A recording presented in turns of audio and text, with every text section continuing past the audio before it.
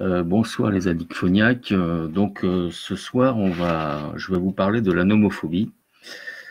Euh, alors c'est un mot qui a été inventé par une étude anglaise en 2008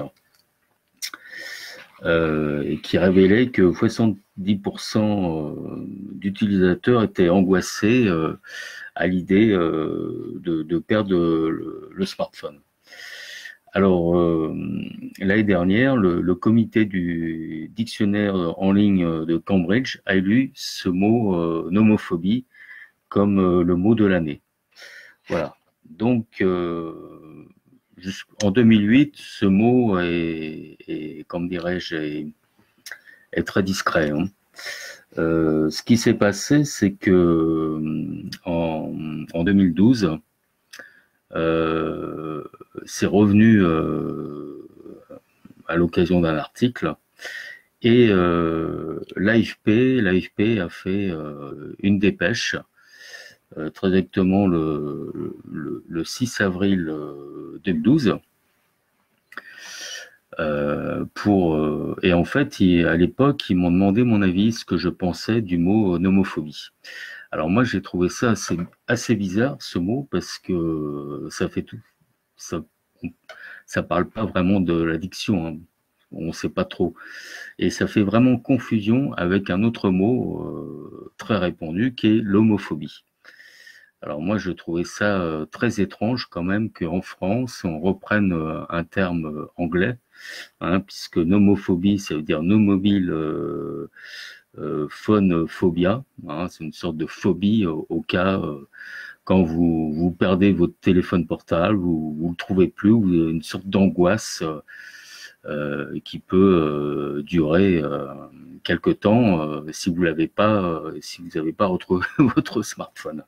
Bon, et donc moi je trouvais ça bizarre quand même qu'en France on maintient ce mot nomophobie. Alors ça c'était en 2012, l'AFP donc m'interviewe là-dessus et en préparation de la 13e édition, je me suis dit, tiens, faudrait que je trouve un autre mot qui pourrait remplacer nomophobie. Alors j'ai pensé à tout de suite, enfin je me suis dit, tiens, il faudrait mettre le mot addict et puis phonia, bon. Et c'est comme ça qu'il m'est venu le mot addictphonia. Alors, ce qu'il faut savoir, quand ce mot est revenu en 2012 au mois d'avril, faut savoir qu'au mois de novembre, le 2 novembre, il y a un projet de loi concernant le mariage pour tous. Et donc voilà. Alors c'était, enfin bon, moi personnellement, hein, je suis pour le mariage pour tous, hein, mais ce qui s'est passé, c'est que le 7 novembre, il y a eu, il y a eu tout d'un coup, comme dirais-je, alors non, c'est pas ça, c'est le 2 novembre, en fait, les gens qui étaient opposés au mariage homosexuel a commencé à se manifester. Le 7 novembre 2012, il y a eu un projet de loi qui a été déposé à l'Assemblée. Ensuite, ce projet de loi a été, disons, adopté en 2013. Donc, moi, ce qui s'est passé, c'est que le 6, 7 et 8 février 2013,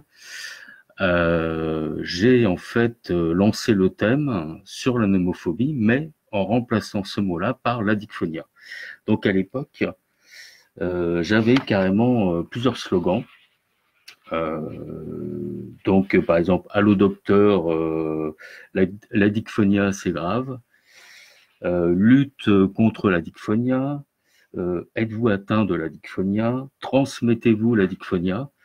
Alors, l'idée, c'était de voir si les gens, en fait, commençaient à être en addiction. Voilà.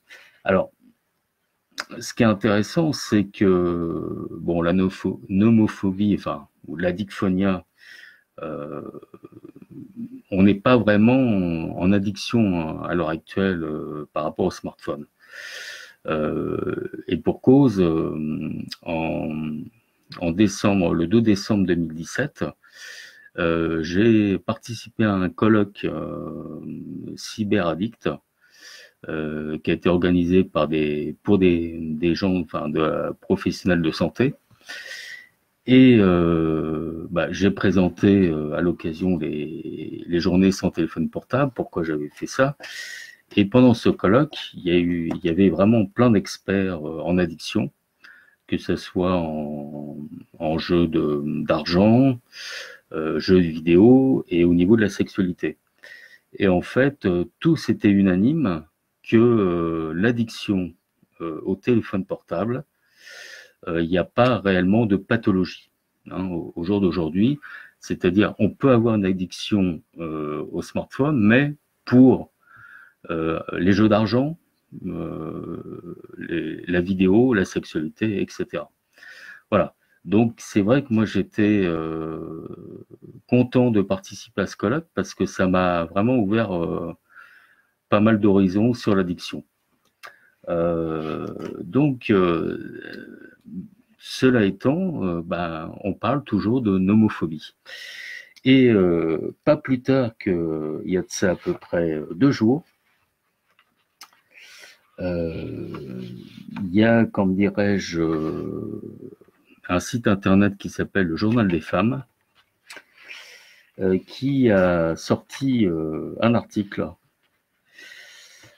qui est intitulé de la façon suivante, Journée mondiale sans portable, vague de nomophobie le 6 février. Bon. Alors,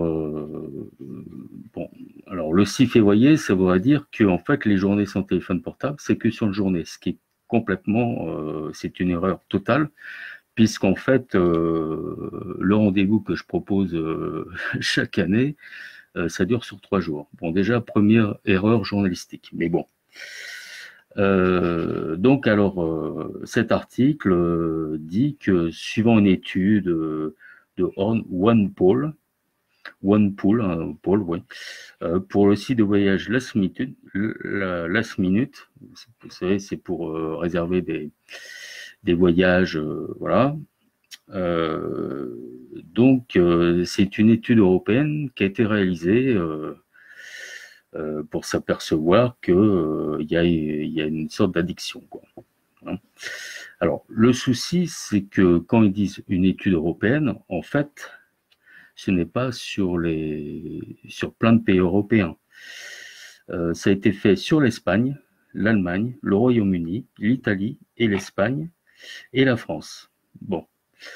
Alors, cet article sort plusieurs résultats que je ne vais pas vous énumérer, mais le problème, là encore, des chiffres, c'est qu'en fait, c'est une étude qui a été faite sur plusieurs années, 2016, 2017 et 2018. Ce qu'indique notamment un autre site, Uber Gizmo. Voilà. Alors, bon. Alors, donc, moi j'ai lu bien entendu l'article, et à un moment donné, on parle des journées mondiales sans téléphone portable, avec un lien. Alors bon, je me dis, bah tiens, sans doute, la personne qui a écrit cet article, qui s'appelle Lucille Bonin, va faire vers le site officiel des journées sans téléphone portable, qui est mobilou.info. Bon, je clique dessus, et là, mauvaise surprise, je découvre un article qui avait été publié l'année dernière, le 6 février 2018. Là, on parle encore des journées sans téléphone portable, mais sans vraiment citer la source, l'origine de ces journées. Donc la journaliste a fait le test, se séparer de son smartphone pendant une journée. Alors ça, c'est un article très classique, très récurrent, depuis quelques années.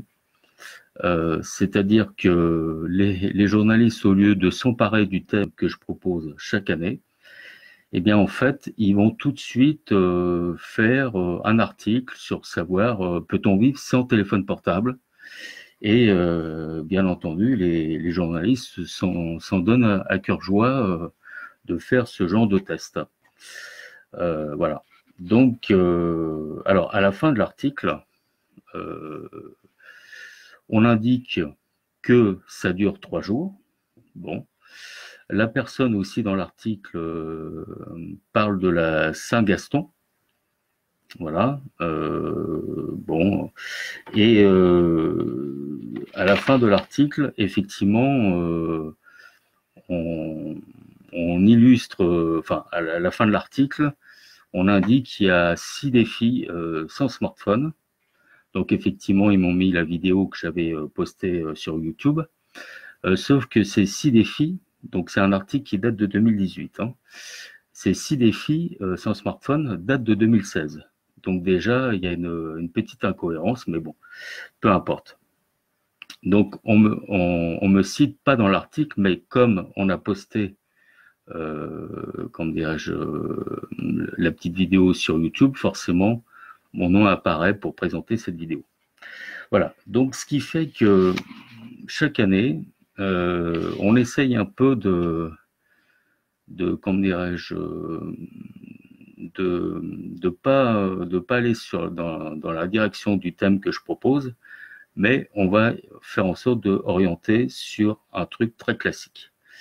Alors en fait, moi en 2001, quand j'ai lancé ça, j'avais aucune prétention puisque à l'époque, je voulais faire juste une seule édition et je voulais qu'ensuite les associations de consommateurs ou autres s'emparent de mon rendez-vous.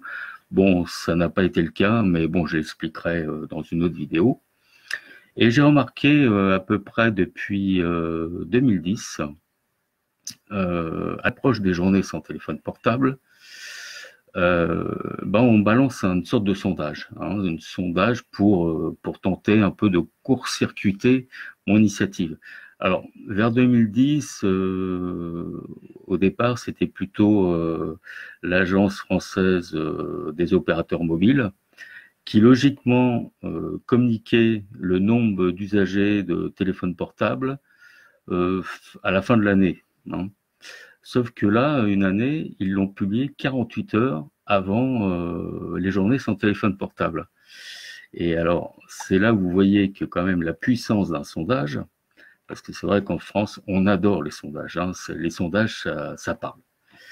Et je me souviens que la première année que l'association l'association française des opérateurs mobiles, l'AFOM, ça s'appelle, avait publié le résultat, eh bien, ça n'a pas raté.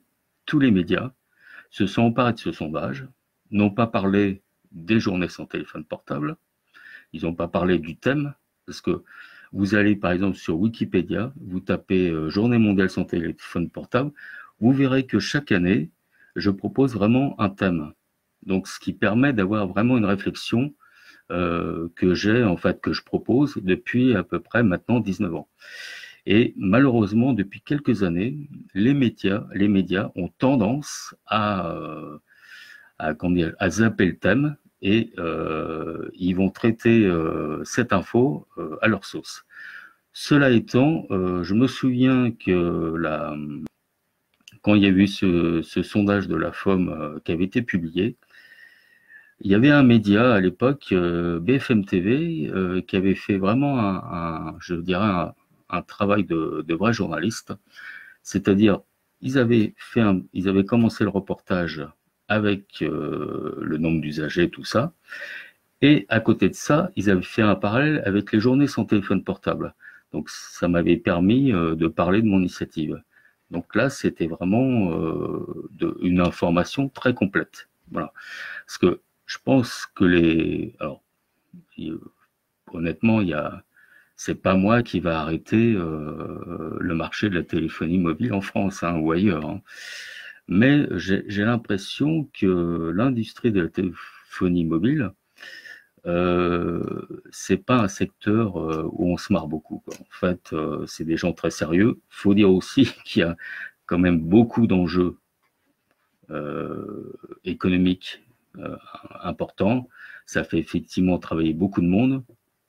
Donc c'est vrai que quand les premières années, quand vous parliez d'une journée sans téléphone portable, même si mon appel n'a aucun impact, bien entendu, sur l'utilisateur, mais je pense que les opérateurs, enfin les acteurs de cette industrie, je dirais pas qu'ils sont pas inquiets, mais quand même ils se disent une journée sans téléphone portable, est-ce que ça va influencer les usagers? Non, ça va pas influencer les usagers, bien entendu. Moi, mon propos, c'est avant tout d'avoir une réflexion sur cet outil de communication. Voilà, c'est tout. Donc c'est assez marrant que, en fait, depuis quelques années, on tente de court-circuiter mon initiative. Et là, le fait que cet article dans le Journal des femmes est paru le 30 janvier, alors je ne suis pas voyant, mais je pense que dans les jours qui vont arriver à l'approche des journées sans téléphone portable, je reste persuadé que ce sondage sur la nomophobie, qui n'a aucun intérêt, cette étude n'a aucun intérêt, puisque c'est une étude qui date de 6 mois. Bon. Mais je pense que beaucoup de médias vont relayer ça. Et ils vont sans doute complètement zapper le thème de 2019, avec le titre « L'idiocratie a-t-elle sonné ?» Alors, bon, l'affiche est juste derrière moi. Donc, c'est un chat qui se fait un selfie en pleine mer. Voilà. Donc, je reviendrai sur le sujet de l'idiocratie, mais quelque part, voilà ce que je vous ai démontré, comment les médias, enfin certains médias, pas tous, parce que l'année dernière, il y a eu aussi quand même des médias qui ont bien fait leur travail. Quand je dis bien fait leur travail, c'est qu'au moins, ils ont cité la source des journées sans téléphone portable. Bon, il y a une réticence d'indiquer le site officiel, qui est quand même mobilou.info, où c'est un site que je développe depuis 19 ans, avec quand même des outils pédagogiques qui va permettre de faire ce débat de réflexion. Et alors, pour en revenir au Journal des femmes, là, le summum du sondage, c'est qu'il y a eu un autre article qui a été publié le même jour. Donc, je vais vous dire le titre. Alors, 2 appels, un like et un je t'aime par jour. Le téléphone portable, le meilleur ennemi du couple. Donc, toujours de la journaliste Lucille Bonin. Alors, apparemment, il y a eu un deuxième sondage qui a été fait. 61% des Français interrogés par Ipsos, le mobile est très présent dans les relations amoureuses. Bon, jusque-là, tout va bien, sauf que ce sondage a été fait par la marque Caprice des Dieux.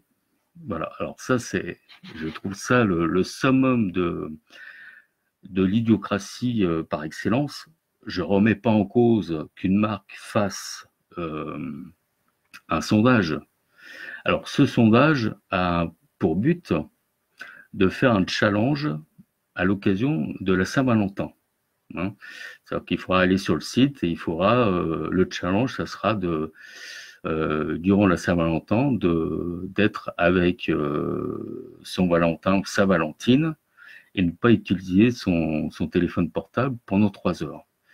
Bon, voilà, donc je trouve ça quand même surprenant que des marques s'amusent à faire des sondages à l'approche des journées sans téléphone portable. Donc voilà, c'était, vraiment ça m'étonne. Là, c'est vrai que chaque année, je suis toujours surpris parce qu'il y a toujours des petites astuces pour torpiller un peu mon initiative, enfin torpiller un peu ma communication, parce que moi, en fait, j'ai très peu de moyens. Bon, l'année dernière, tout de même, on peut dire qu'on a parlé des journées sans téléphone portable énormément de médias en ont parlé. Le seul souci, c'est les 3/4 n'ont pas cité la source et n'ont même pas indiqué le site officiel. Voilà. Donc, alors c'est pas un coup de gueule hein, que je fais, c'est plutôt, bon, ça me fait sourire tout ça, parce que c'est vrai que maintenant on est dans une société, il faut, pour faire parler de soi, on peut faire une initiative citoyenne, ça ne suffit pas pour les médias. Il faut carrément faire un sondage. Le problème du sondage, c'est que c'est un coût très important. L'année dernière, il y a 2 associations concernant les antennes relais qui ont aussi fait un sondage. Je me suis renseigné combien pouvait coûter une question, rien qu'une question, hein, c'est 1 000 €, 1 000 € TTC. Alors vous imaginez bien que Phil Marceau, avec très peu de moyens, ne peut pas se permettre de faire un sondage, mais bon, peut-être que dans les années suivantes, peut-être que j'aurai un peu plus de moyens et je ferai enfin le fameux sondage qui permettra qu'enfin on parle, qu'on parle des journées sans téléphone portable, mais qu'on n'oublie pas son fondateur. Voilà. Non pas que je souhaite passer dans tous les médias, hein, c'est pas la question, mais voilà, c'était comment dirais-je, une petite vidéo en direct pour parler de la nomophobie. Et je vous le dis, hein, dans les jours prochains, on risque d'en parler, mais je dirais que la nomophobie, ça n'a aucun intérêt dans la mesure où il n'y a pas vraiment d'addiction pour les gens qui utilisent un téléphone, enfin un smartphone. Voilà, donc voilà, c'est tout ce que j'ai à dire pour ce soir.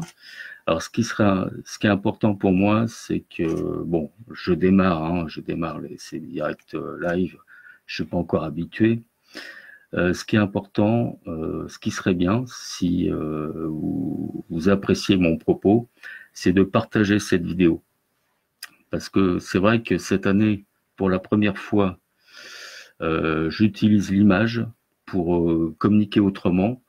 Et ça va me permettre, pas de régler des comptes, mais de rectifier certaines choses qui va se passer forcément dans les jours prochains quand on va parler de ces fameuses journées sans téléphone portable. Là-dessus, je vous souhaite une bonne nuit, cher Addict Phoniac, et bien entendu, on se revoit bientôt. Salut!